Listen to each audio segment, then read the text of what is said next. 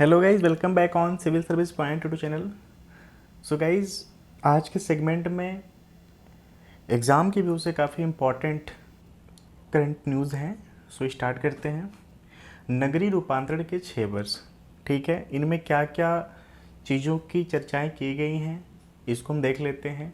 आवास एवं शहरी कार्य मंत्रालय ने 3 रूपांतरणकारी शहरी मिशनों, ठीक है, जिसमें से एक है प्रधानमंत्री आवास योजना शहरी, दूसरा है अटल नवीकरणीय और शहरी मिशन अमृत की जिसको नाम से जाना जाता है, क्लियर, और थर्ड है स्मार्ट सिटीज़ मिशन SCM के आलोक में 6 वर्ष की वर्षगांठ, मतलब 6 वर्ष पूरा होने पे वर्षगांठ इसका मनाया है, ठीक है, जिसको हम पहले को जानते हैं PMAY, क्लियर।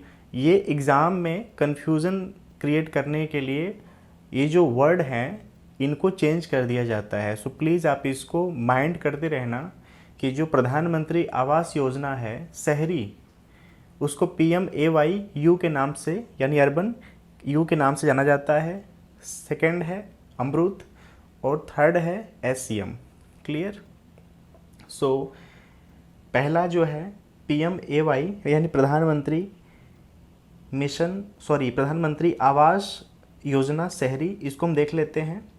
यह वर्ष 2022 तक सभी के लिए पक्का घर सुनिश्चित करते हुए मलिन बस्तियों सहित आर्थिक रूप से कमजोर वर्गों, ठीक है, यानी EWS, निम्न आय समूह यानी LIG और मध्यम आय समूह यानी MIG श्रेणियों के बीच शहरी आवास की कमी की समाधान करती है, ठीक है। ये जो प्रधानमंत्री आवास योजना शहरी है, किनको किनको इनमें समाहित किया गया है वो मैंने बता दिया, EWS, LIG, MIG, क्लियर। इसमें क्या क्या अभी तक कार्य हो चुके हैं उसको देख लेते हैं शॉर्ट में। अब तक लगभग 1.12 करोड़ मकान स्वीकृत किए जा चुके हैं। पहली बार 18 लाख रुपए तक की वार्षिक आय वाले MIG को प्रदान किए गए होम लोन पर क्रेडिट लिंक्ड सब्सिडी योजना यानी CLLS के तहत ब्याज सब्सिडी सहायता प्रदान की जाएगी। कोविड-19 जनित व्युत्क्रमिक प्रवास की प्रतिक्रिया को देखते हुए शहरी प्रवासियों निर्धनों के लिए किफ़ायती किराए के आवासीय परिसरों की सुविधा प्रदान की गई है, क्लियर। सो ये रहा हमारा प्रधानमंत्री आवास योजना शहरी, ओके। सेकेंड है अमृत यानी अमृत, इसको देख लेते हैं। इसका उद्देश्य घरों को जल की आपूर्ति, सीवरेज आदि जैसी बुनियादी सेवाओं प्रदान करना और शहरों में सुनिश्चित सुविधाओं का निर्माण करना। अमृत के तहत 500 शहरों का चयन किया गया है, ओके। सो आ सकता है इसमें ऑप्शन में कि कितने शहरों का, तो 500 शहरों का इसमें चयन किया गया है। इनमें अभी तक क्या क्या कार्य हुए हैं, क्या होने वाले, इसको देख लेते हैं। 105 लाख घरेलू नल और 78 लाख सीवर कनेक्शन प्रदान किए गए हैं। 101 लाख के लक्ष्य के सापेक्ष 88 लाख स्ट्रीट लाइटों को ऊर्जा कुशल LED लाइटों में प्रतिस्थापित कर दिया गया है, जिससे 192 करोड़ यूनिट ऊर्जा की बचत हुई है, ओके। टेरी के अनुसार अमृत योजना के कार्यान्वयन के कारण 84.6 लाख टन कार्बन फुटप्रिंट की कमी हुई है, ओके। सो गाइज, ये रहा अमृत के बारे में, ठीक है। नेक्स्ट है हमारा SCM यानी स्मार्ट सिटीज़ मिशन, इसको देख लेते हैं। इंटरनेट ऑफ थिंग्स का उपयोग कर स्मार्ट ग्रिड, स्मार्ट जल आदि जैसे स्मार्ट साधन के माध्यम से अपने नागरिकों को मुख्य अवसंरचना, स्वच्छ संधारणीय वातावरण प्रदान करने वाले शहरों को बढ़ावा देना, ठीक है, यानी स्मार्ट सिटीज़ में ये सब चीज़ों का रूपांतरण किया जाएगा बेसिक स्तर से, ओके। नेक्स्ट, इसमें क्या क्या हुए हैं। 70 स्मार्ट शहरों में एकीकृत नियंत्रण और मकान केंद्रों को स्थापित और संचालित किया गया है, जिनका उपयोग कोविड प्रबंधन के लिए समस्या निवारण कक्ष के रूप में किया गया था, ओके।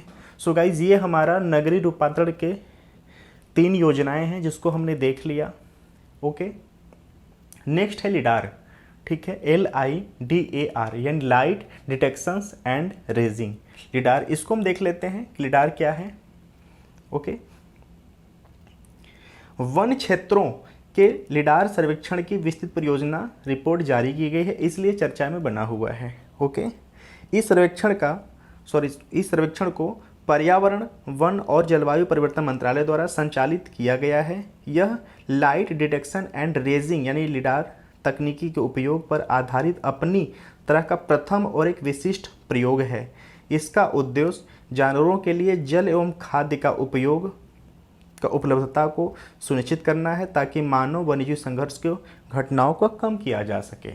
ओके, मृदा और जल संरक्षण संरचनाओं जैसे अंतःश्रवण, भूमिगत जल भंडारण वाले पोखर, खेतों की मेड़, खेती वाले तालाब आदि का निर्माण किया जाएगा, जो वर्षा जल को संरक्षित करने और वर्षा जल प्रवाह को रोकने में मदद करेगा। इस प्रकार का यह भूजल पुनर्भरण की सहायता करेगा। ओके, सो गाइज लिडार के बारे में जान गए। ये लिडार दो प्रकार के होते हैं, इसको देख लेते हैं। एक होता है स्थलाकृति यानी टोपोग्राफिक, जिसमें भूमि का मानचित्रण करने के लिए एक निकट अवरक्त लेज़र का उपयोग किया जाता है। और सेकेंड है बाथीमेट्रिक, जिसमें समुद्र तल और नदी तल की ऊंचाई को मापने के लिए जल में प्रवेश करने में समर्थ हरे प्रकाश का उपयोग किया जाता है। सो दो तरह के लिडार होते हैं, जिसको मैंने देख लिया। ओके, नेक्स्ट है हमारा प्रवासी भारतीय दिवस। ओके, सो गाइस इसको हम देख लेते हैं कि प्रवासी भारतीय दिवस क्या है। ओके, सो ये ऐसा नहीं कि ये कोई अभी का करंट इश्यूज़ है, बट हमें लगता है कि इसको बताना सही है, क्योंकि बार बार डायस्पोरा जैसे वर्ड को हम सुनते हैं। ये जो डायस्पोरा है ये प्रवासी भारतीय के सब्जेक्ट से जुड़ा वर्ड है, इसलिए हम इसको देख लेते हैं। हालांकि बताना मुझे डायस्पोरा था, तो इस पे कनेक्ट होता है प्रवासी भारतीय यानी PBD। सो इसको भी क्लियर कर लेते हैं। ओके, सो अभी नई दिल्ली में वर्चुअल रूप से प्रवासी भारतीय दिवस को मनाया गया है। उसका वर्चुअल रूप से मनाने का कारण क्या है कि कोरोना का समय चल रहा है, पेंडेमिक का, तो इसलिए इसको वर्चुअल रूप से मनाया गया है। ठीक है, इम्पॉर्टेंट क्या है कि ये जो वर्चुअल रूप से प्रवासी भारतीय दिवस मनाया गया है, ये 16वां प्रवासी दिवस मनाया गया है। ओके, थीम क्या है? आत्मनिर्भर भारत में योगदान। थीम रहा है आत्मनिर्भर भारत में योगदान, यानी कंट्रीब्यूटिंग टू आत्मनिर्भर भारत। ओके, अब आते हैं डायस्पोरा वर्ड पे। जो डायस्पोरा होता है इसमें NRI, PIO और OCI सम्मिलित किए जाते हैं। ठीक है, जिनको हम डायस्पोरा कहते हैं। आप काफ़ी न्यूज़ों में देखते होंगे, सुनते होंगे कि डायस्पोरा। ठीक है, तो डायस्पोरा में कौन कौन आते हैं? जो NRI होते हैं, जो PIO होते हैं और जो OCI कार्ड धारक होते हैं, इनको डायस्पोरा कहा जाता है। क्लियर? और इम्पॉर्टेंट क्या है कि जो PIO और OCI जो दो कार्ड धारक होते थे, अब उनको 2015 से एक ही श्रेणी में डाल दिया गया है, जिसको अब OCI कार्ड धारक कहा जाता है, या उनको अब OCI कार्ड मिलेगा। क्लियर? और जो भारतीय प्रवासी हैं वो सबसे ज़्यादा कहाँ पर हैं? क्लियर? तो वो संख्या सबसे ज़्यादा हमारा है USA में। ठीक है, संयुक्त राज्य अमेरिका में सबसे ज़्यादा प्रवासी भारतीय रहते हैं। ओके, सो गाइज ये रहा हमारा डायस्पोरा से जुड़ा हुआ लिंक्ड वर्ड।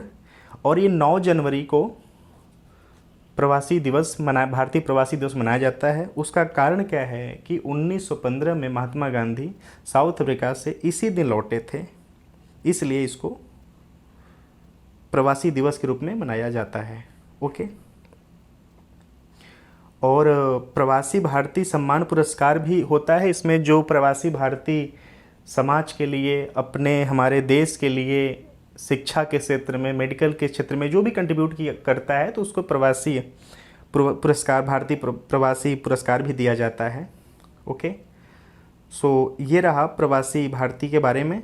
ओके, इससे जुड़े कुछ टर्म हैं, उसको देख लेते हैं। जैसे वैभव है, ठीक है ना, जो वैभव शिखर सम्मेलन है, इसका उद्देश्य वैश्विक भारतीय शोधकर्ताओं की विशेषज्ञता और ज्ञान का लाभ उठाने के लिए व्यापक रोड मैप तैयार करना होता है। यह कार्य उभरती चुनौतियों को हल करने हेतु भारतीय प्रवासी एवं निवासी शिक्षाविदों वैज्ञानिकों को एकजुट करने के लिए किया जाता है। ठीक है, तो ये हमारा वैभव है। अगर वैभव आ गया, 2-3 ऑप्शन रहेगा तो उसमें से आपको पता होना चाहिए कि वैभव का काम क्या होता है। क्लियर। नेक्स्ट हमारा है भारत को जानो।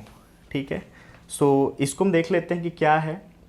विदेश मंत्रालय का यह कार्यक्रम युवा प्रवासियों हेतु 3 सप्ताह का उन्मुखीकरण कार्यक्रम है। इसे भारत में जीवन के विभिन्न पहलुओं पर जागरूकता को बढ़ावा देने उद्देश्यों में आयोजित किया जाता है। इसमें भारत द्वारा विभिन्न क्षेत्रों में भी प्रगति की जानकारी दी जाती है। ओके, सो गाइस ये रहा हमारा वैभव और भारत को जानो। ओके, और यहाँ पे एक मिस हो गया, मैं बता दूँ, मुझे भी रिकॉल हो गया कि सबसे ज़्यादा जो प्रवासी भारतीय हैं वो कहाँ पे रहते हैं। तो पहला है यूएसए, दूसरा है यूएई, ठीक है, नेक्स्ट है मलेशिया, सऊदी अरब, फिर है यूके। Okay, clear. और जो पीआईओ है और ओसीआई, क्लियर, यानी जो persons of Indian origin PIO है और जो प्रवासी भारतीय नागरिक overseas citizens of India OCI, इन दोनों को अब सम्मिलित करके ओसीआई कार्ड धारक माना गया है। ओके, सो गाइज अगर आपको वीडियो अच्छा लगा तो प्लीज़ आप इसका एक स्नैपशॉट लेकर के एक डाटा तैयार कर लेना। और देखने के लिए थैंक यू सो मच। ऐसे मैं इम्पॉर्टेंट टर्म को लाता रहूँगा और आपके सामने वीडियो अपलोड करता रहूँगा। अगर आपको अच्छा लगा तो प्लीज़ इसका एक शॉर्ट नोट्स बना लेना। Thank you so much for watching.